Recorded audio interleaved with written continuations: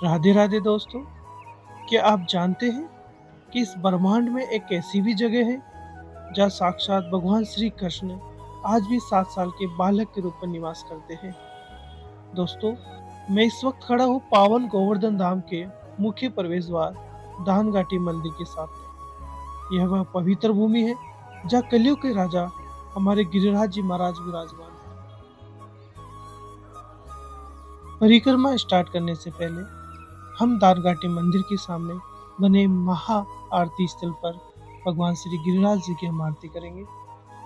कहते हैं कि जिसने जीवन में एक बार इस 21 किलोमीटर की परिक्रमा को सच्चे मन से पूरा कर लिया, उसके जन्म जन्म के पाप और कष्ट पल भर में मिट जाते हैं। आज मैं आपको सिर्फ परिक्रमा नहीं कराऊंगा, आज हम मिलकर महसूस करेंगे उस अलौकिक शक्ति को, उस निश्चल शक्ति को जिसने 5000 साल पहले देवराज इंद्र का अहंकार चूर कर दिया था। आज की परिक्रमा में हम रोएंगे भी, हंसेंगे भी और कन्हैया के प्रेम में पूरी तरह डूब जाएंगे। तो चलिए शुरू करते हैं भक्ति और आस्था का यह अद्भुत सफर।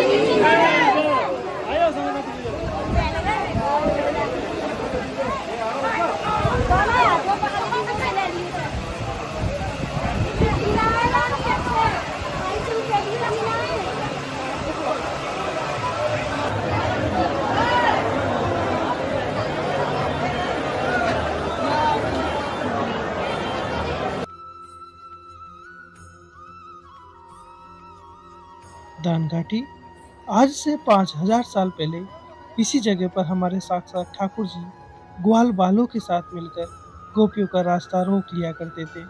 तो गोपियों से दही, माखन और दूध का दान यानी टैक्स मांगा करते थे। ये टैक्स पैसों का नहीं था, ये तो कन्हैया का अपनी गोपियों से प्रेम जताने का, उनके साथ वक्त बिताने का एक बहाना था। गोवर्धन की परिक्रमा तब तक अधूरी मानी जाती है जब तक आप दानघाटी मंदिर में आकर गिरिराज जी को दूध का भोग ना चढ़ा दें। मैंने भी ठाकुर जी के दर्शन कर लिए हैं और उनका आशीर्वाद ले लिया है। अब मेरे कदम बढ़ रहे हैं उस 21 किलोमीटर की कठिन लेकिन आनंदमयी यात्रा पर, जहाँ हर मोड़ पर एक नई कहानी और साक्षात भगवान का एहसास हमारा इंतजार कर रहा है। तो शुरू करते हैं 12 किलोमीटर की इस बड़ी परिक्रमा से।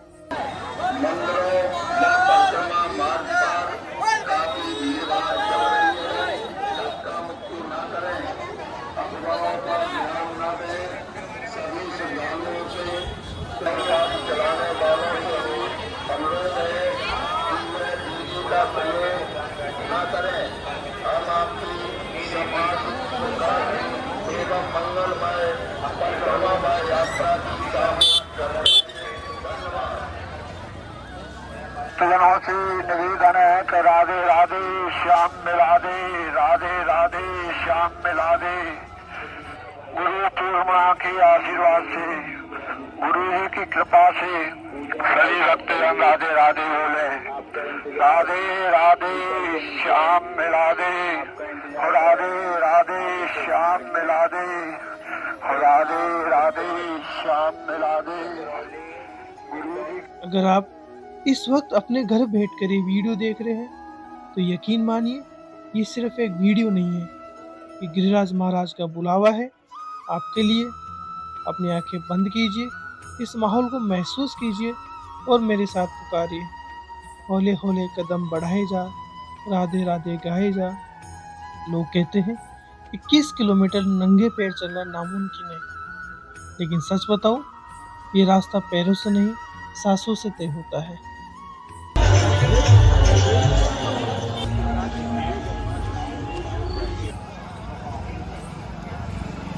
लगभग 2 किलोमीटर का सफर तय कर लिया है। अब यहाँ से पूछी का लोटा मंदिर लगभग 5 किलोमीटर दूर है।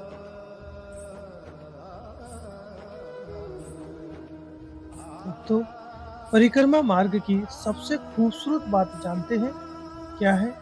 ये भंडारे, या कदम कदम पर ब्रजवासियों और भक्तों द्वारा निस्वार्थ भाव से भंडारे लगाए जाते हैं। कहीं गर्मा गर्म पूरी सब्जी, कहीं कढ़ी चावल, तो कहीं ठंडा पानी और छाछ।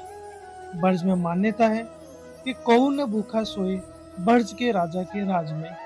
परिक्रमा करते हुए इन भंडारों का प्रसाद पाना भी ठाकुर जी की एक विशेष कृपा है। भंडारा चलाने वाले और पाने वाले दोनों ही इस समय गोवर्धन महाराज की सेवा में मग्न हैं।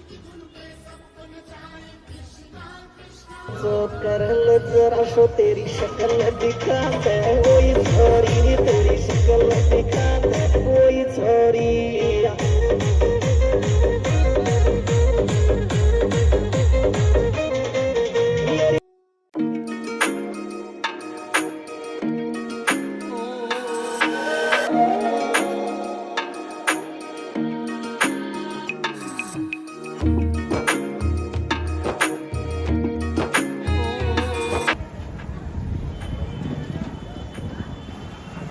गोवर्धन की 21 किलोमीटर की पावन परिक्रमा, जहाँ का हर एक पत्थर, हर एक रजकण साक्षात श्री कृष्ण का रूप है। लेकिन क्या आप जानते हैं, इसी मार्ग पर एक ऐसा गुप्त और चमत्कारी कुंड भी आता है जो सीधे पाताल लोक और शेषनाग की शक्तियों से जुड़ा हुआ है। जी हाँ दोस्तों, हम बात कर रहे हैं गोवर्धन के आन्योर गांव में स्थित संकर्षण कुंड की। संकर्षण यानी स्वयं भगवान बलराम होते हैं, जो पूरी सृष्टि का भार अपने एक फन पर संभालते हैं। दोस्तों, मान्यता है कि द्वापर युग में बलदाऊ जी अपने ग्वाल वाल मित्रों के साथ इसी पावन स्थल पर दिव्य क्रीड़ाएं करते थे। आदि वराह पुराण के अनुसार इस दिव्य कुंड में श्रद्धा पूर्वक स्नान करने से मनुष्य को अनजाने में हुई गो हत्या जैसे महापाप और इस संसार के सभी बंधनों से मुक्ति मिल जाती है। तिरुपति से लाई गई 27 फीट ऊंची और 25 टन वजन की भगवान संकर्षण की भव्य काली पाषाण की प्रतिमा दोस्तों यहाँ स्थापित की गई है। आप जब भी गिरिराज जी की परिक्रमा करने आए तो इस अलौकिक संकर्षण कुंड के दर्शन करना बिल्कुल न भूलें।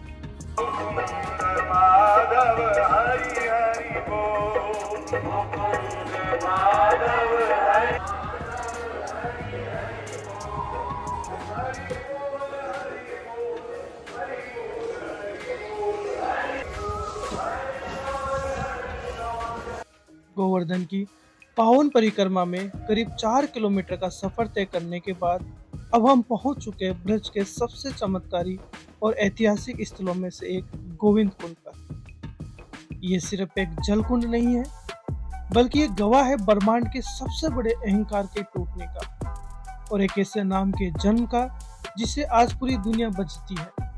जब भगवान श्री कृष्ण ने गोवर्धन पर्वत उठाकर देवराज इंद्र का घमंड चूर चूर कर दिया, तब अपनी भूल का एहसास होने पर राजा इंद्र इसी स्थान पर आए थे। उन्होंने स्वर्ग की दिव्य कामधेनु गाय के दूध और ऐरावत हाथी द्वारा लाए गए आकाश गंगा के जल से कन्हैया का महा अभिषेक किया था। उसी अभिषेक के जल से कुंड प्रकट हुआ। इसी पावन भूमि पर इंद्रदेव ने हाथ जोड़कर कन्हैया को एक नाम दिया था, गोविंद।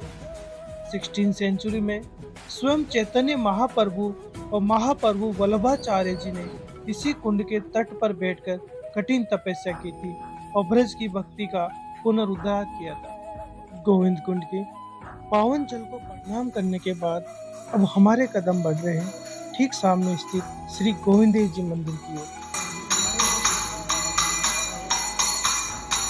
दूर मशीन द्वारा 10 रुपए में राधे राधे।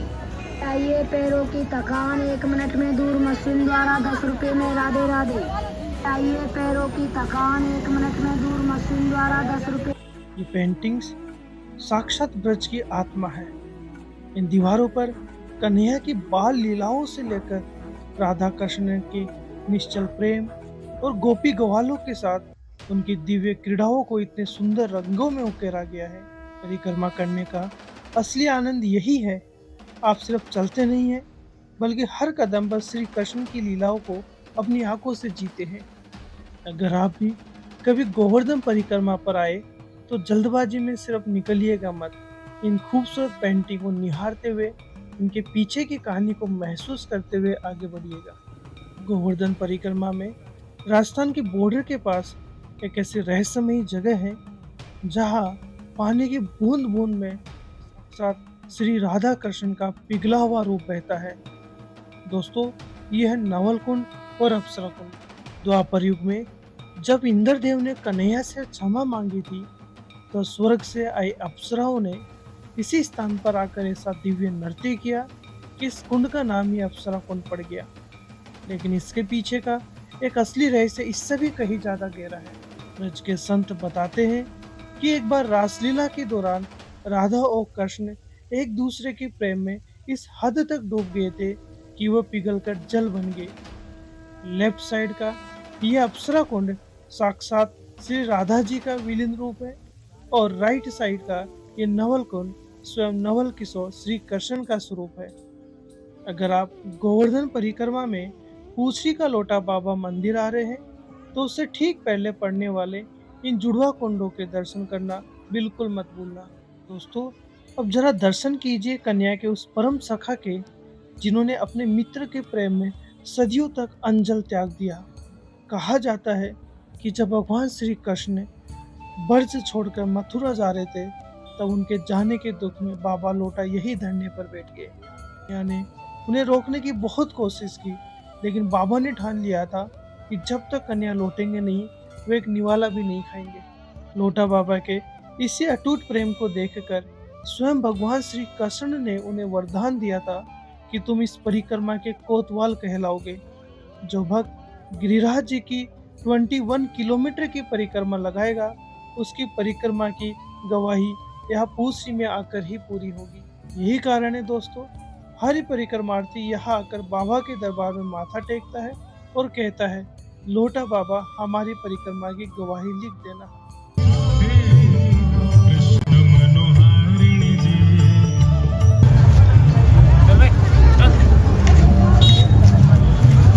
चिलचिलाती धूप, कंकड़ पत्थरों से भरा ये रास्ता और उस पर नंगे पैर जमीन पर लेट लेट कर आगे बढ़ते ये भक्त, इसे देखकर साइंस भले ही हैरान हो जाए, लेकिन अध्यात्म इसे पूर्ण समर्पण कहता है।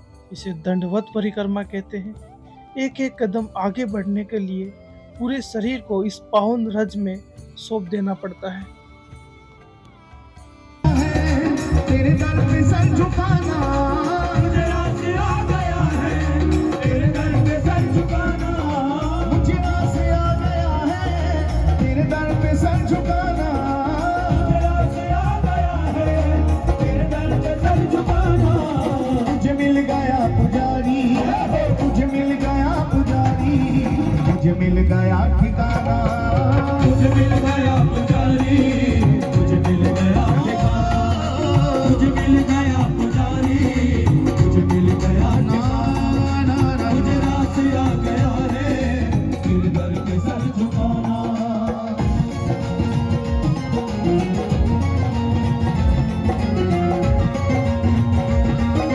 प्रेम से बोलो श्री राम है।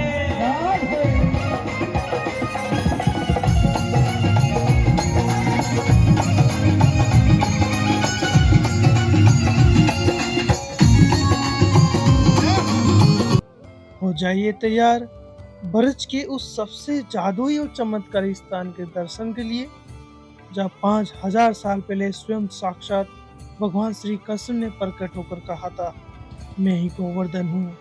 जी हाँ, हम पहुँच चुके हैं दोस्तों परिक्रमा के सबसे मेन सेंटर जतिपुरा मुखारबिंद मंदिर में।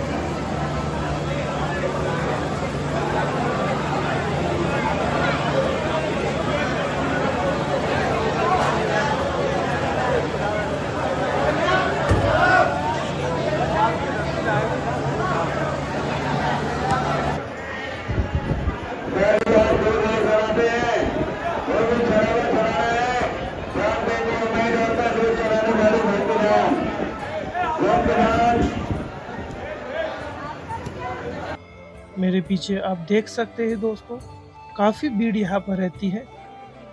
पूरी गोवर्धन परिक्रमा में यही वो इकलौती जगह है जिसे गिरिराज जी का मुख यानी मुँह माना जाता है।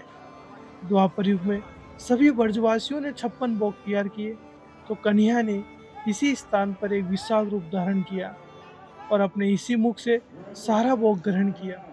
और दोस्तों, यही वो पावन भूमि है जहाँ महाप्रभु वल्लभाचार्य जी ने ठाकुर जी की सेवा शुरू की थी।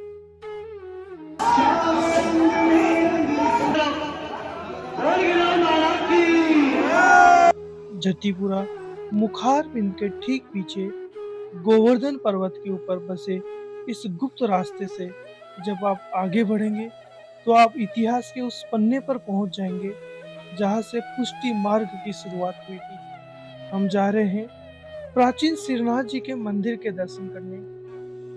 यही वह प्राकट्य स्थल है जहाँ संवत 1549 में साक्षात पूर्ण पुरुषोत्तम भगवान श्रीनाथ जी पर्वत की कंदरा से प्रकट हुए थे। इतिहास की सबसे बाहु कर देने वाली घटना भी इसी मंदिर से जुड़ी है।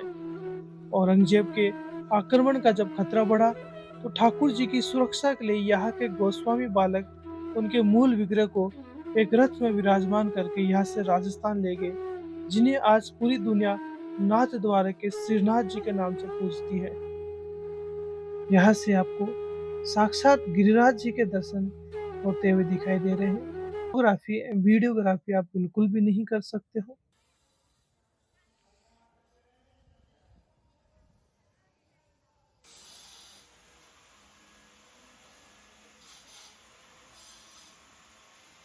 जतीपुरा में श्रीनाथ जी और मुखार बिंद के अलौकिक दर्शन करके मैं अब कदम रख चुका हूँ गोवर्धन जी के उस रास्ते पर जहाँ पैर रखते ही रोंगटे खड़े हो जाते हैं।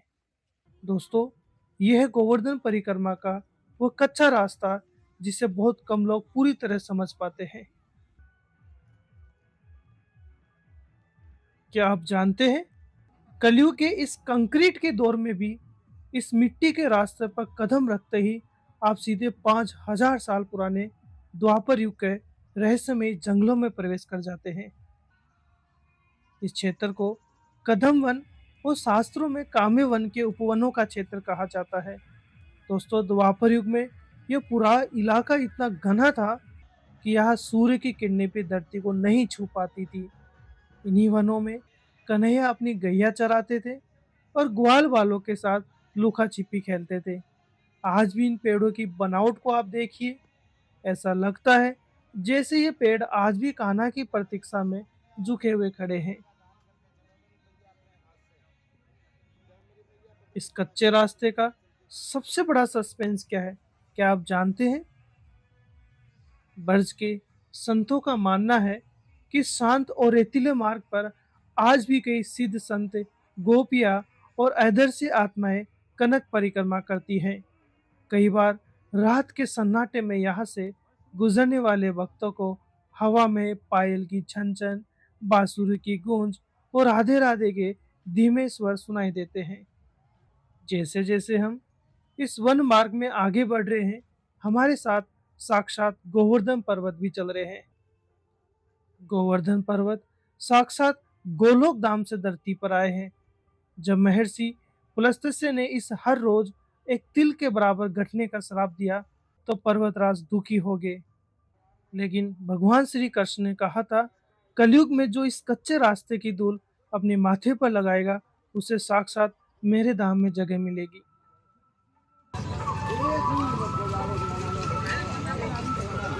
सावन की गैल में मोक्ष पड़ी बल खाए, और मोक्ष कहे गोपाल ते मेरी मोक्ष बताए। पड़ी रहो तुम गैल में साधु संत चले आए, अरे उड़ उड़ रज मस्तक लगे तो सेज मोक्ष हो जाए। राधे तू बड़ भागनी कौन तपस्या कीनो, और तीन लोग चारे तेरे सो तेरे आधीन। राधे मेरी सामनी मैं राधे तेरो दास, और जन्म जन्म मोए दीजियो श्री वृंदावन को वास। हरि मैं तो वृंदावन को जाऊं सखी, मेरे लाला लगे बिहारी तेरे में तो वृंदावन को जाऊं सखी मेरे लाला लगे बिहारी से मेरे नैना लगे बिहारी से मेरे लाला लगे मुरारी से मैं तो वृंदावन को जाऊं सखी मेरे लाला लगे बिहारी से अरे घर में खाऊं रूखी सूखी घर में खाऊं मैं रूखी सूखी अरे मोए माखन मिले बिहारी से मेरे नाला लगे मुरारी से मैं तो वृंदावन को जाऊं सखी मेरे नाला लगे बिहारी से हरे घर में। मैं गणेश जी मिले हैं जो अलवर राजस्थान से आए हुए और आज पूरी गिरिराज की महिमा के बारे में हमें बताने वाले हैं। चलो जानते हैं इनसे। आप बताओ। मेरा नाम गणेश सिंह गुजर, मैं अलवर ज़िले से राजगढ़ तहसील है वहाँ से रहने वाला हूँ और मैं ब्रज 84 कोस की परिक्रमा भी दे के आया था। उसके बाद 20 साल से यहाँ श्री गिरिराज महाराज की कृपा से इनकी कृपा से परिक्रमा लगती है, यही दिलवाते हैं। तो ये परिक्रमा दिलवाते हैं हम लोगों को, तो हम 20 साल से चले आ रहे हैं। हमारा परिवार पूरा परिक्रमा देता है, कंप्लीट परिक्रमा देते रहे, कभी लैप नहीं करते हैं। कोई न कोई चले जाते रहे, काफी बार तो पूरा 2-2, 3-3 भी चले जाते हैं। मतलब ये परिक्रमा लगाने का कोई नियम है क्या है? हाँ, नियम ऐसा है कि बड़ी छोटी दोनों साथ लगानी चाहिए, कौन से कुंड पर जाना चाहिए? ऐसा है जी, वो अपने उसके ऊपर है, अपनी कैपेसिटी के मुताबिक है कि वैसे नियम तो ये मांगता है कि जैसे आप आते हैं तो नाइट में अच्छी परिक्रमा जितनी नाइट में दोगे उतना अच्छा है बजाय डे के। अच्छा। पहले आप मानसिंह गंगा नहाइए, मानसिंह गंगा नहा के और भोग प्रसाद चढ़ा के उसके बाद परिक्रमा शुरू करें। हाँ, पहले छोटी परिक्रमा शुरू करनी चाहिए। छोटी परिक्रमा देते हुए और सीधा दान घाटी पे आइए आप। दान घाटी पे वहाँ थोड़ा अपना दान घाटी पे दर्शन करो ठाकुर जी के, दर्शन करके वापस दूसरी परिक्रमा फिर उठा दीजिए। बड़ी परिक्रमा फिर उठा देंगे। बड़ी परिक्रमा फिर शुरू में दोबारा उठा देंगे वहाँ से, और उठाने के बाद परिक्रमा देते चले आए। यहाँ पे 2 रास्ते हैं, एक कच्चा मार्ग है और एक पक्का रोड। कच्चा तो वो उर्मिला वन से आ जाता है। जी, हाँ, वहाँ से आता है। तो वहाँ से आप कच्चे में आप चलोगे तो उसमें तो आपको आरामदायक रहेगा, रोड पे थोड़ा पैरों में आपको दिक्कत आ जाएगी। और गिरिराज महाराज जी के दर्शन होते रहेंगे। मेन चीज ये, गिरिराज महाराज जी की साइड में तलहटी में चल रहे हैं हम, गिरिराज महाराज जी की तलहटी में होके चल रहे हैं, निकल रहे हैं। तो इनकी महिमा अपार महिमा है। ये साक्षात है, कलयुग के स्वामी है। आपके जीवन में कुछ चेंजेस दिखा है? बिल्कुल साहब, इनके बगैर तो पत्ता ही नहीं था मेरा। तो मैं तो बिल्कुल डेड लाइन पड़ा हुआ था, और इनकी कृपा हुई है तभी इन्होंने कुछ इंसान बनाया है। अब जैसे मेन ऐसे कौन से मंदिर है जो परिक्रमा के समय दर्शन उनके करनी ही चाहिए? एक तो दान घाटी पे श्री लक्ष्मी नारायण जी का मंदिर है, कंपलसरी वो दर्शन करने। बिल्कुल। उनके बाद उधर जो छोटी परिक्रमा उठाते हैं वहाँ भी लक्ष्मी नारायण जी का मंदिर है, वो भी दर्शन करने स्टार्टिंग में ही है, वो भी बहुत जरूरी है। उसके बाद में राधा कुंड जी हैं, उनके चरणामृत लेना बहुत जरूरी है। राधा कुंड कृष्ण कुंड दोनों एक समान है, एक जगह है, उनका चरणामृत लेना बहुत जरूरी है। और उसके बाद जो हर मंदिर मिलता ही है, सबको ढोक नमस्कार करते हुए चले आना चाहिए। और श्रीनाथ जी का श्रीनाथ जी का मंदिर है। श्रीनाथ जी की क्या महिमा है? श्रीनाथ जी की महिमा, श्रीनाथ जी की क्या महिमा है? भगवान स्वयं कृष्ण ही है, कृष्ण जी है स्वयं भगवान। यहाँ जो भी है सब भगवान श्री कृष्ण की माया है, ये सब कृष्ण। लक्ष्मी नारायण कहो तो भी भगवान कृष्ण है, श्रीनाथ जी कहोगे तो भी। अब जैसे राधा है, राधा जी के 8 नाम है। श्री जी, अब श्री जी राधा जी है, स्वयं राधा जी श्री जी है। राधा जी ब्रजेश्वर, ये स्वयं राधा। अच्छा, तभी श्रीनाथ जी रखा। ये श्रीनाथ जी है, राधा जी स्वयं है ना। तो राधा जी श्रीनाथ जी के मंदिर पर नीचे वो घी का क्या कुंड था, क्या था वो? श्रीनाथ जी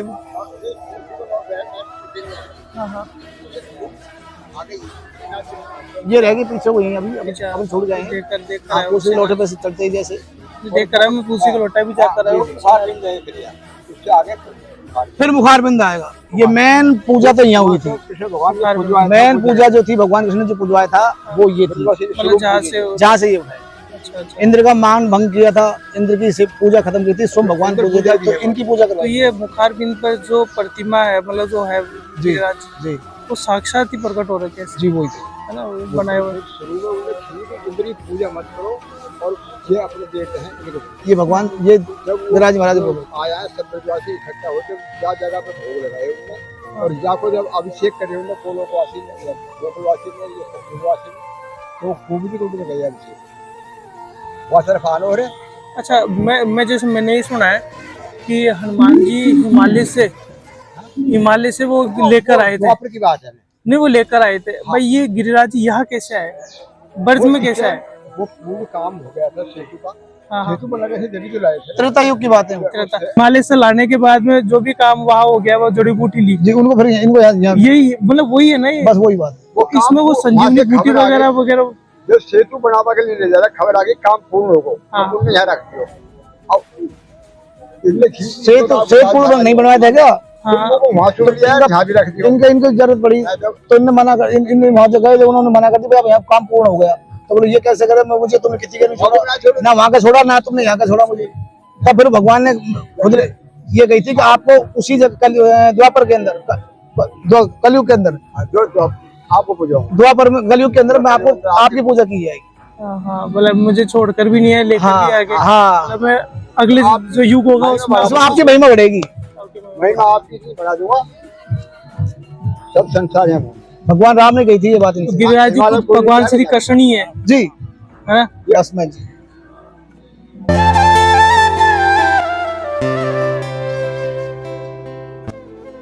कहते हैं गिरिराज जी की इस परिक्रमा के हर कदम पर पुण्य मिलता है। सच मानिए दोस्तों, 12 किलोमीटर पैदल चलने के बाद पैरों में थकान तो है, लेकिन मन में जो असीम शांति और सुकून है वो दुनिया के किसी भी कोने में नहीं मिल सकती है। गोवर्धन महाराज ने अपनी कृपा से आज ये बड़ी परिक्रमा तो हमारी पूरी करवा दी है। तो दोस्तों, अब हम स्टार्ट करने वाले हैं हमारी छोटी परिक्रमा।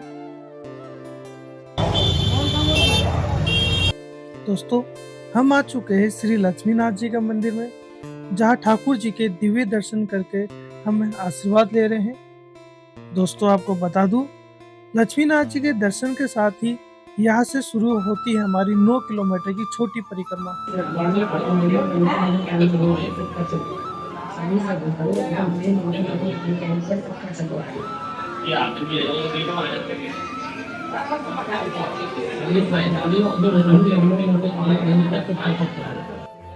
इस लक्ष्मीनाथ जी मंदिर से छोटी परिक्रमा शुरू करने की एक बेहद खास मान्यता है। इन्हें सुख और समृद्धि का देवता माना जाता है। कहते हैं जब किसी भक्त की कोई बड़ी मनोकामना पूरी होती है तो इसी मंदिर से गिरिराज महाराज की विशेष दूध की परिक्रमा की शुरुआत करते हैं। बड़ी परिक्रमा में जहाँ हम भगवान के ऐश्वर्य और उनके गोवर्धन उठाने के चमत्कार को महसूस करते हैं, वही ये छोटी परिक्रमा पूरी तरह से कृष्णा प्रेम और राधा रानी के अनुराग को समर्पित है। छोटी परिक्रमा मार्ग पर चलते चलते आखिरकार हम पहुंच चुके ब्रजमंडल के सबसे बड़े महातीर्थ साक्षात राधा कुंड और श्याम कुंड पर। बैल के रूप में आए अरिष्टासुर राक्षस के वध के कारण श्री कृष्ण को गोवंश की हत्या का पाप लगा। राधा रानी और गोपियों ने ठाकुर जी से कहा कि इसके प्रायश्चित के लिए आपको दुनिया के सारे तीर्थों के जल से स्नान करना होगा। लीलाधर कृष्ण ने मुस्कुराते हुए अपनी बांसुरी से जमीन पर एक प्रहार किया, जिससे ये विशाल कुंड बन गया। उन्होंने सारे तीर्थों के जल को वहां प्रकट होने का आदेश दिया, जिसे आज हम श्याम कुंड कहते हैं। इसे देखकर राधा रानी ने भी अपनी सखियों के साथ मिलकर अपने कंगन से बगल में ही एक और कुंड खोदा, जिसे आज हम राधा कुंड के नाम से जानते हैं। कार्तिक के महीने में अहोई अष्टमी के अर्धरात्रि को जो दंपति एक साथ इस पवित्र जल में डुबकी लगाते हैं, उन्हें संतान की प्राप्ति होती है। ललिता कुंड, दोस्तों ये वह चमत्कारी कुंड है जिसका नाता श्री राधा रानी की सबसे प्रिय और अष्ट सखियों में से प्रधान ललिता जी से है। ललिता जी ने ठाकुर जी और किशोरी जी की सेवा और उनके जल विहार के लिए अपने ही नाखूनों से इस भूमि को खोदकर इस अद्भुत कुंड को प्रकट कर दिया था।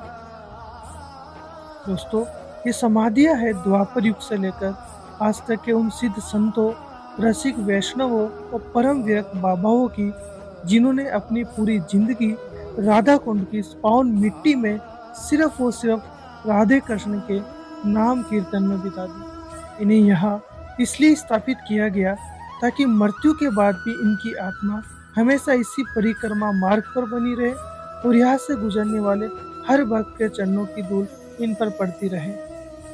बात है सन 1515 की, जब द्वापर युग के बाद हजारों सालों में राधा कुंड और श्याम कुंड का अस्तित्व लोगों की नजरों से ओझल हो चुका था। तब साक्षात श्री कृष्ण के ही अवतार माने जाने वाले श्री चैतन्य महाप्रभु जगन्नाथपुरी से पैदल चलकर ब्रज आए। वे सीधे गोवर्धन के उस हिस्से में पहुंचे जिसे उस समय आरिट गांव कहा जाता था। हाँ, प्रभु इसी स्थान पर बैठे और उन्होंने अपनी दिव्य दृष्टि से पहचान लिया कि यह वही स्थान है जहाँ राधा कृष्ण ने कुंड खो देते।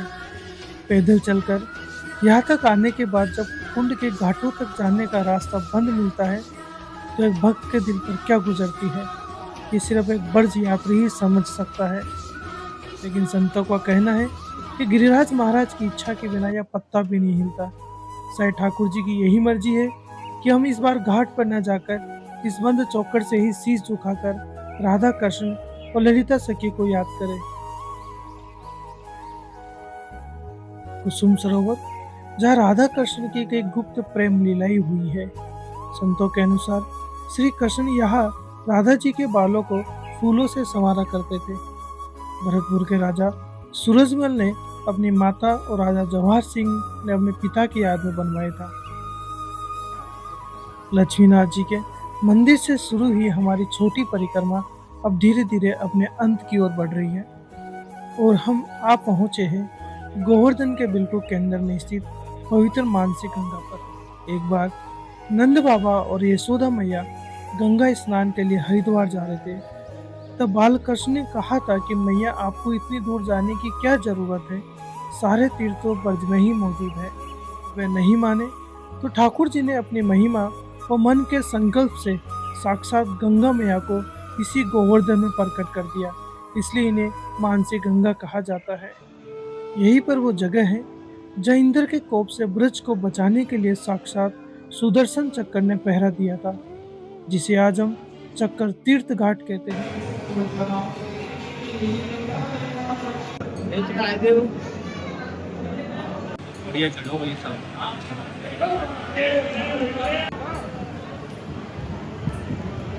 चलो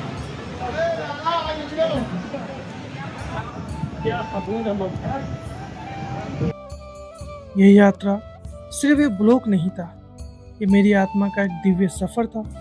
रास्ते में छाले पड़े, धूप मिली, बारिश के कारण कुंड बंद मिले, कई मुश्किलें आई, लेकिन ब्रज की इस मिट्टी में वो जादुई ताकत है जो आपको रुकने नहीं देती है। आज समझ आया कि क्यों लाखों लोग हर साल यहाँ दौड़े चले आते हैं। इस वीडियो को अपने परिवार और दोस्तों के साथ भी शेयर करें ताकि उन्हें भी गोवर्धननाथ की कृपा मिले। मिलते हैं बहुत जल्द एक नए सफर में, एक नवे दिव्य दर्शन के साथ। तब तक के लिए सुरक्षित रहिए, भक्ति में लीन रहिए और प्रेम से बोल दिए राधे राधे।